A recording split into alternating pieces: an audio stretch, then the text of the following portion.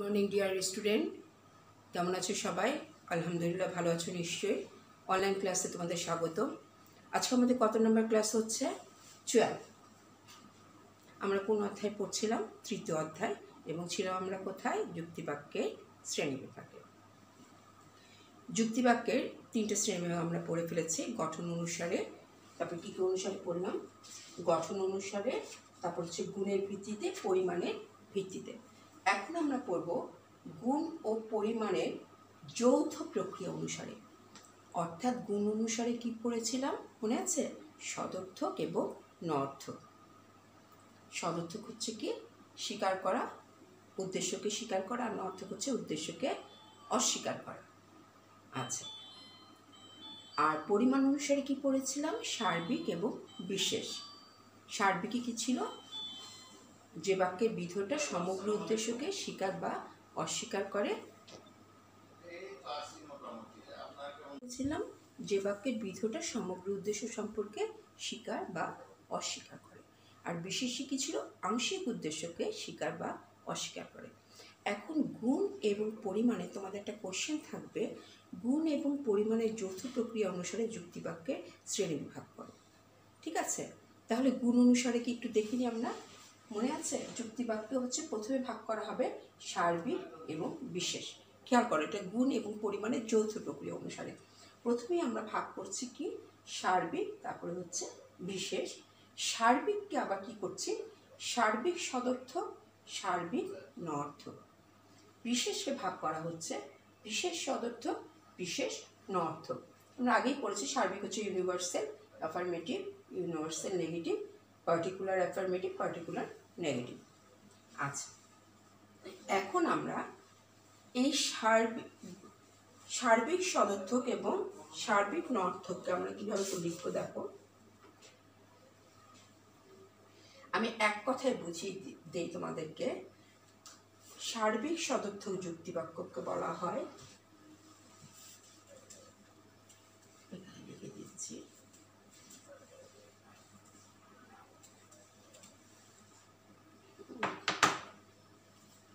এক নম্বর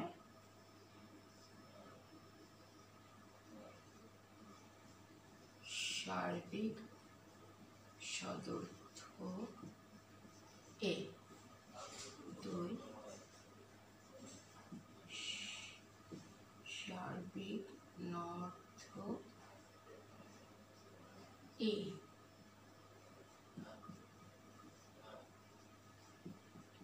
বিশেষ সদর্থক আই,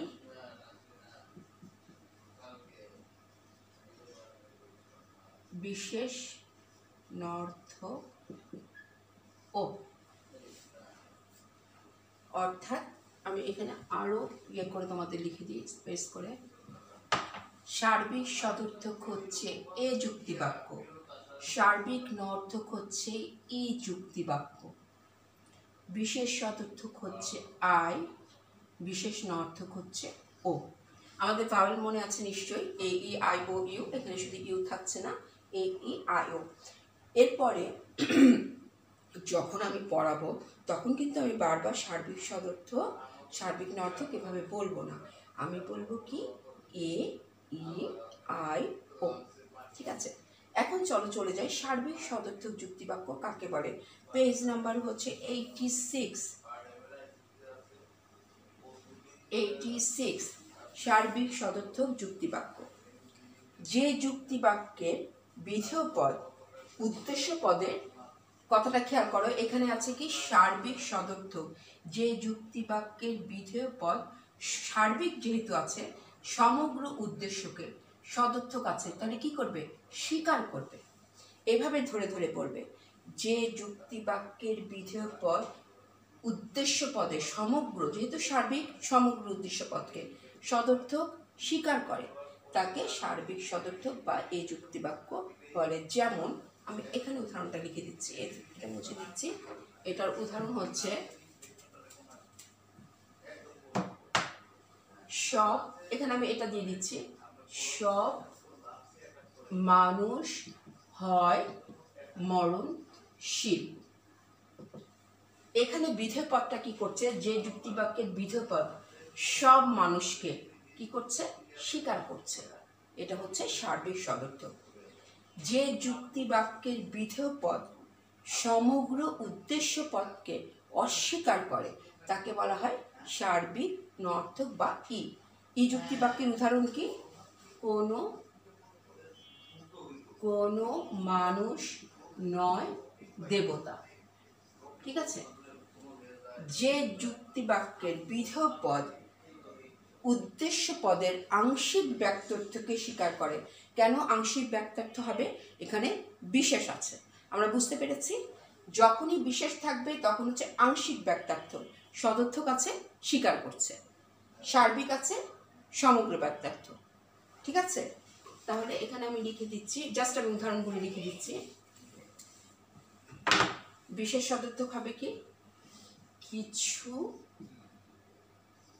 মানুষ হয় শিক্ষিত, এটা হচ্ছে বিশেষ সদর্থক, অর্থাৎ বিধটা আংশিক উদ্দেশ্যকে স্বীকার করছে। যে যুক্তি বাক্যের বিধেয় পদ উদ্দেশ্য পদের আংশিক ব্যক্তার্থকে নর্থক আছে কি হবে? অস্বীকার করছে। তাহলে কি লিখব? কিছু মানুষ নয় শিক্ষিত। তাহলে আমরা বুঝতে পেরেছি। তোমাদের কিন্তু এভাবে করে দিয়ে উদ্দীপক দিবে, আমি পদের ব্যাপ্যতা পড়াবো তখন তোমরা বুঝতে পারবে আরো। এগুলো হচ্ছে এক একটা উদ্দীপক। তোমাকে যদি দেয় সব মানুষ হয় মনুষ্যের, এটা কি বাক্য? তুমি চট করে কি বলবে? এটা হচ্ছে এ বাক্য। কেন এ বাক্য? সার্বিক আছে, হয় আছে সদর্থক।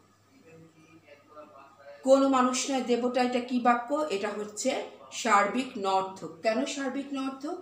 এখানে নয় আছে নর্থক, এখানে মানুষ আছে, কোনো আছে, এটা হচ্ছে সার্বিক, এটাও সার্বিক। কোনো সার্বিক কিন্তু নর্থক অর্থে, কথাটা মনে রেখো। কোনো ব্যবহৃত হয় নর্থকের ক্ষেত্রে, সব ব্যবহৃত হয় সদর্থকের ক্ষেত্রে। এখানে কিছু মানুষ হয় শিক্ষিত, দেখতেই পাচ্ছি সদর্থক আছে, কিছু আছে বিশেষ সদর্থক, কিছু বিশেষ নয় নর্থক। Clear? Very very very important একটা কোশ্চেন আছে এটা। ঠিক আছে, তাহলে এটা আমরা পড়ে ফেললাম। গুণ এবং পরিমাণের যৌথ প্রক্রিয়া অনুসারে কাকে বলা হয় এবং কি কি বইতে ডিটেলস আছে, উদাহরণসহ পেজ নাম্বার লিখে দিয়েছি 86। ঠিক আছে, এখন আমি চলে যাব সম্বন্ধের ভিত্তিতে কয় ভাগে ভাগ করা হয়।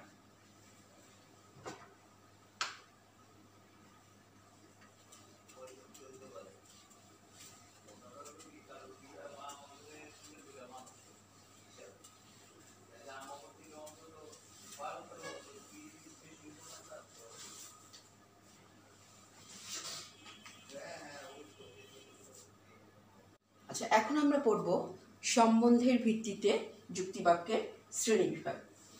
আচ্ছা, সম্বন্ধের ভিত্তিতেও যুক্তিবাক্যকে দুই ভাগে ভাগ করা হয়। একটি হচ্ছে শর্তহীন বা নিরপেক্ষ ক্যাটাগরিক্যাল, আর এটা হচ্ছে কন্ডিশনাল অর্থাৎ শর্তযুক্ত। ক্যাটাগরিক্যালকে কন্ডিশনালকে আবার দুই ভাগে ভাগ করা হয়। একটা হচ্ছে প্রাকল্পিক হাইপোথেটিক্যাল, বৈকল্পিক ডিসজাংটিভ। ঠিক আছে, তাহলে প্রথমেই চলে যাই শর্তহীন।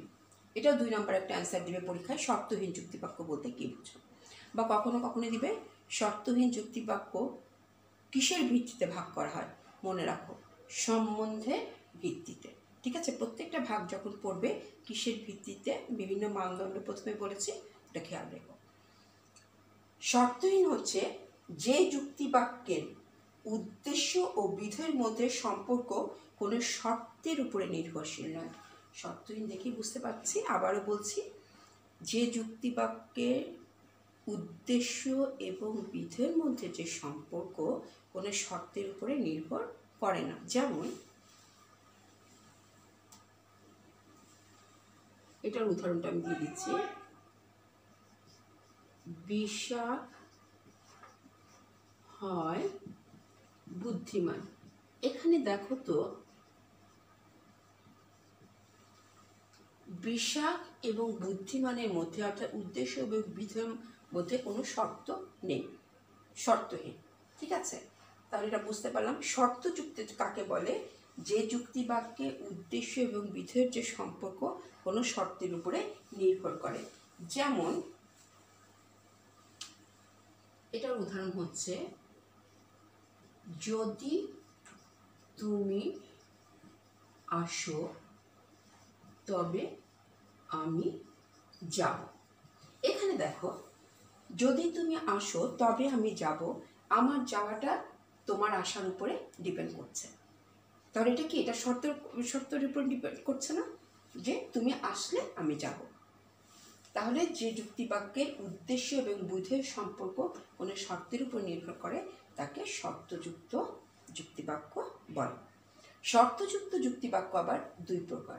প্রাকল্পিক, যে শর্তযুক্ত যুক্তিবাক্য যদি তবে যদি তাহলে দিয়ে শুরু হয় তাকে বলা হয় প্রাকল্পিক বা হাইপোথেটিক্যাল যুক্তিবাক্য।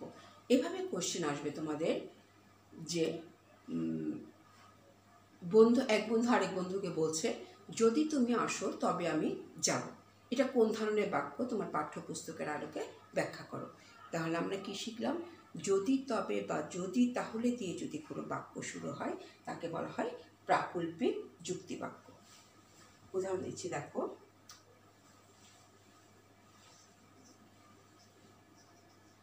যদি বৃষ্টি হয় তবে বা তাহলে, তবে বা তাহলে যে কোনো একটা হলেই হবে, তবে মাটি ভিজবে। যদি বৃষ্টি হয় তবে মাটি ভিজবে। এখানে মাটি ভিজাটা কিসের উপর ডিপেন্ড করছে, বৃষ্টি হওয়ার উপরে। তাহলে এটা হচ্ছে প্রাকল্পিক বাক্য। তা যদি আর তবে, এখানে কিছু বিষয় আছে। প্রাকল্পিক বাক্যে দুইটা অংশ থাকে, একটা হচ্ছে পূর্বক আর একটা হচ্ছে অনু। আবারও বলছি, প্রাকল্পিক বাক্যের দুটো অংশ, একটি হচ্ছে পূর্বক আর একটি হচ্ছে অনু। ঠিক আছে, পূর্বকে থাকে শর্ত, অর্থাৎ যদি বৃষ্টি হয়। ঠিক আছে, এটা কি শর্ত না? তারপর এটা যদি ভুলে যাও তাহলে মনে রাখো, পূর্বক হচ্ছে যদি পরের অংশটুকু, তবে আগের অংশটুকু হচ্ছে পূর্বক। আমি লিখে দিচ্ছি যে বৃষ্টি হয়, এটা হচ্ছে পূর্বক, তবের আগে যদির পরে। বোঝা গেছে? আর যেটা মূল বক্তব্য, মাটি ভিজবে, অর্থাৎ তবের পরের অংশ, এটাকে বলা হয় অনু। এটা হচ্ছে অনু। এগুলো পরে আমি ষষ্ঠ সপ্তম অধ্যায় পুরো ডিটেলস পড়াবো। এখন থেকে তোমরা ছোট ছোট জিনিসগুলো মনে রাখো। প্রাকল্পিক বাক্যের দুটো অংশ, পূর্ব এবং অনু।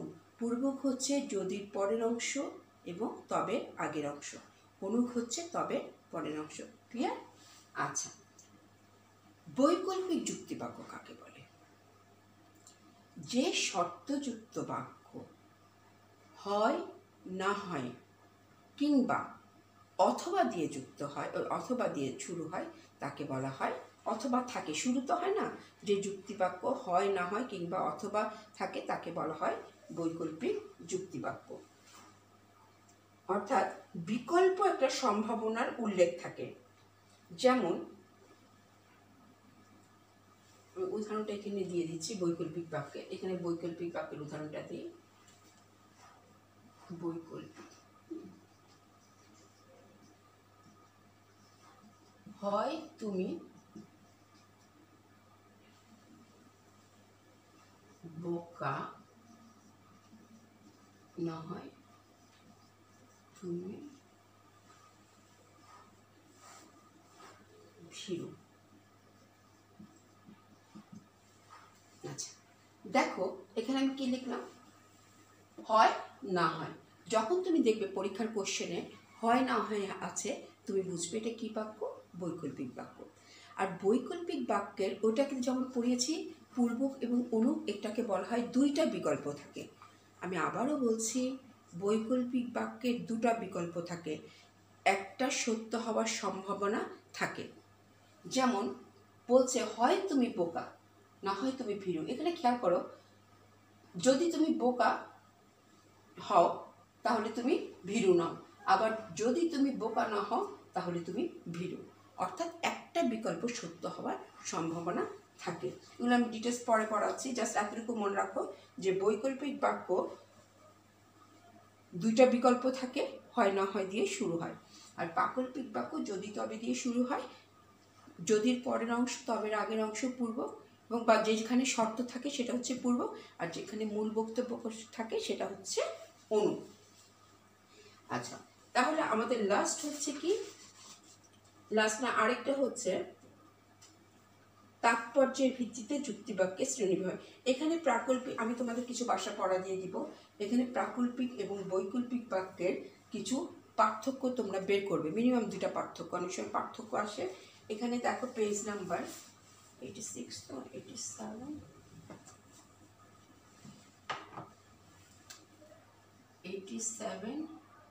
এবং 88 পেজ।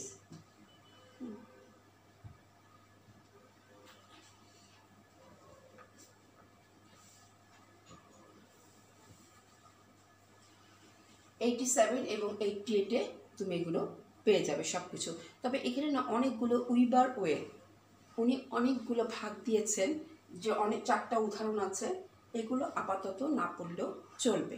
তুমি এখান থেকে শুধু মিনিমাম 2টা পার্থক্য তোমরা বের করবে, ঠিক আছে? এখন চলে যাব তাৎপর্যের ভিত্তিতে।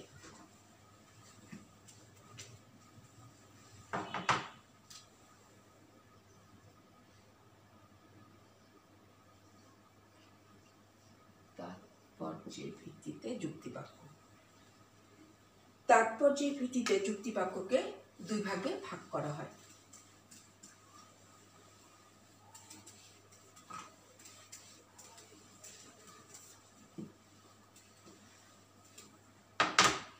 একটা হচ্ছে বিশ্লেষক বা অ্যানালিটিক,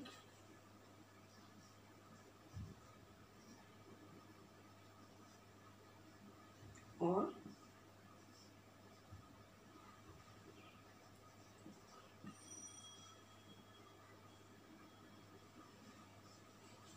আর হচ্ছে সংশ্লেষক।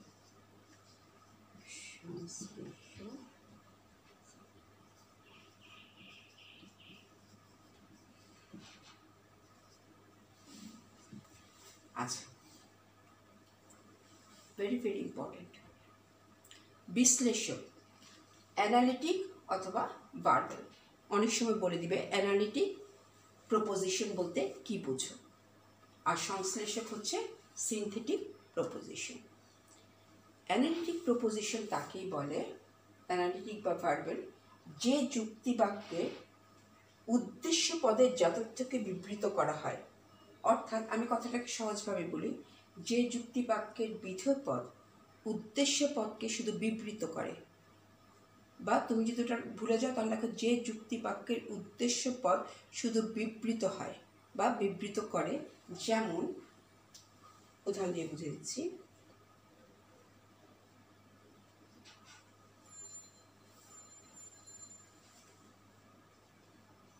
এটার উদাহরণ, মানুষ হয় বুদ্ধিবৃত্তি সম্পন্ন প্রাণী। একটু খেয়াল করো তো, আমি যদি তোমাদের জিজ্ঞেস করি বুদ্ধিবৃত্তি সম্পন্ন প্রাণী কে, তোমরা বলবে মানুষ। আবার যদি বলি মানুষ কি, মানুষ কেন অন্যান্য প্রাণী থেকে আলাদা, বা মানুষের অপরিহার্য গুণ কি, তুমি বলবে বুদ্ধিবৃত্তি। তাহলে এটার মধ্যে বিধেয় পদটা উদ্দেশ্যকে বিশ্লেষণ করে, অর্থাৎ উদ্দেশ্যে যা আছে বিধেয়তে একই জিনিস। তাহলে তোমাকে এভাবে পরীক্ষা দিবে, মানুষ হয় বুদ্ধিবৃত্তি সম্পন্ন প্রাণী, এটা কোন ধরনের যুক্তিবাক্য?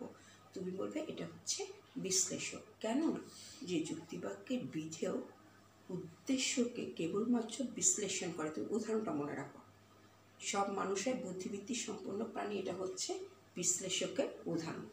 সংশ্লেষকের উদাহরণ হচ্ছে যে যুক্তিবাক্যের বিধেয় পদ উদ্দেশ্য সম্পর্কে নতুন তথ্য দেয়। আবারও বলছি, যে যুক্তিবাক্যের বিধেয় পদ উদ্দেশ্য সম্পর্কে নতুন তথ্য দেয় তাকে বলা হয় সংশ্লেষক। যেমন এই বইতে উদাহরণ আছে, মানুষের চুল হয় কালো। এখানে কেন নতুন তথ্য দিচ্ছে দেখো বিধেয় পদটা। কালো বিধেয় পদ উদ্দেশ্য সম্পর্কে, মানুষের চুল সম্পর্কে নতুন তথ্য দিচ্ছে। কেননা কালো বলতে আমরা কি বুঝি? শুধুমাত্র মানুষের চুল বুঝি না, মানুষের চুল ছাড়াও অনেক কিছু কিন্তু কালো আছে। তাহলে এটা বিধেয় পদটা উদ্দেশ্য সম্পর্কে নতুন তথ্য দিচ্ছে। কিন্তু এখানে বিধেয় পদটা উদ্দেশ্যকে শুধু বিশ্লেষণ করছে। তোমাকে যদি এসে আমি বলি এই বুদ্ধিবৃত্তি সম্পন্ন প্রাণীকে, তুমি নিজেই বলতে পারো এটা মানুষ। কিন্তু আমি যদি বলি এই কালো জিনিস কি, তোমার তখন মাথাও না আসতে পারে। তুমি বলতে পারো যে মিস কাকও কালো, কোকিলও কালো, আর অনেক কিছু কালো হয়, শুধুমাত্র মানুষের চুল কালো নয়। তাহলে এতটুকু শুধু মনে রাখো, সংশ্লেষক বাক্য হচ্ছে সেই বাক্য নতুন তথ্য দেয়। ক্লিয়ার? আচ্ছা, তাহলে লাস্ট আমরা এখন চলে যাব নিশ্চয়তা অনুসারে, নিশ্চয়তার ভিত্তিতে।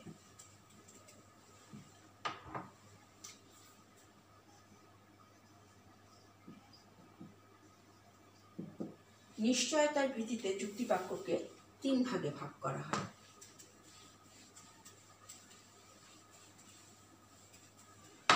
একটা হচ্ছে অনিবার্য, অনিবার্য নেসেসারি,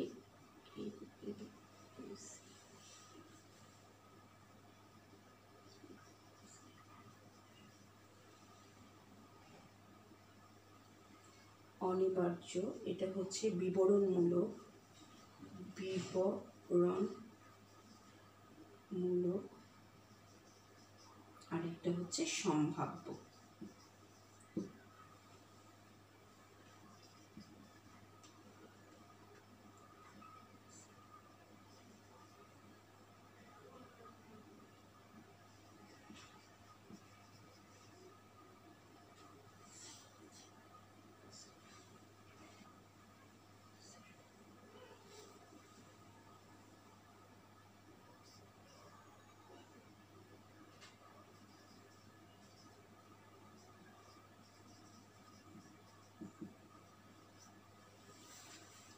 আচ্ছা, আমরা এই 3টা শব্দ থেকেই বুঝতে পারছি অনিবার্য হচ্ছে নেসেসারি। কাকে বলা হয়? এই নিশ্চয়তার ভিত্তিতে আমি তোমাদেরকে নেক্সট ক্লাসে বুঝিয়ে দেবো, এবং এটা খুবই সহজ। উদাহরণগুলোকে পড়বে, দেখেই বুঝতে পারছো। অনিবার্যটা অনিবার্য, বিবরণটা হচ্ছে বিবরণ দিবে, সম্ভাব্যটা হচ্ছে হতেও পারে না হতে পারে। তোমরা একটু পড়বে, নেক্সট ক্লাসে আমি তোমাদের দেখিয়ে দেবো। আজকে এ পর্যন্তই। সবাই ভালো থাকো। আল্লাহ হাফেজ।